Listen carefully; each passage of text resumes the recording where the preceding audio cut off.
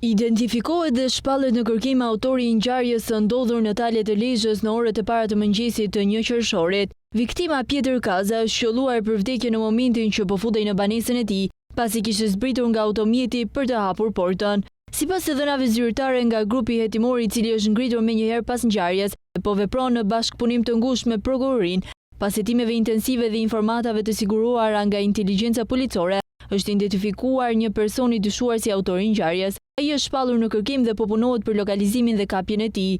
Bëhet fjalë për një shtetas me inicialet GA, për të cilin policia nuk ka dhënë më shumë të dhëna për shkak të ecurisë së hetimeve. Hetimet paraprake tregojnë se autori ka përdorur një armë automatike dhe ka qelluar nga një distancë shumë e afërt në mënyrë të saktë dhe vdekjeprurse. Mjekësia ligjore ka konfirmuar se Pjetër Kaza është qelluar në kokë dhe në krahëror, duke posuar plagë të rënda që i shkaktuan vdekjen e menjëhershme. Automjeti i tij nuk paraqet asnjë shenjë dëmtimi, çka përforcon më tej pistën se atentatori e kishte pikasur dhe ndjekur viktimën, duke e goditur në një moment të paparashikuar për të.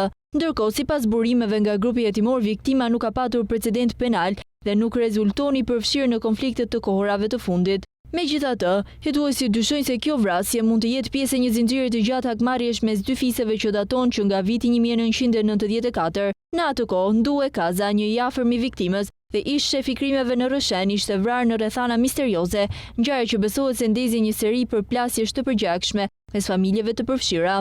Autoritetet janë angazhuar maksimalisht për të dokumentuar ligjërisht të gjitha rrethanat e ngjarjes dhe për të vënë para drejtësisë autorin e përfshirë. Grupi hetimor vijon punën me intensitet duke marrë në pyetje dëshmitar, analizuar kamerat e sigurisë së zonës dhe duke ndjekur çdo pistë që mund të ndihmojë në zbardhjen e plotë të këtij krimi.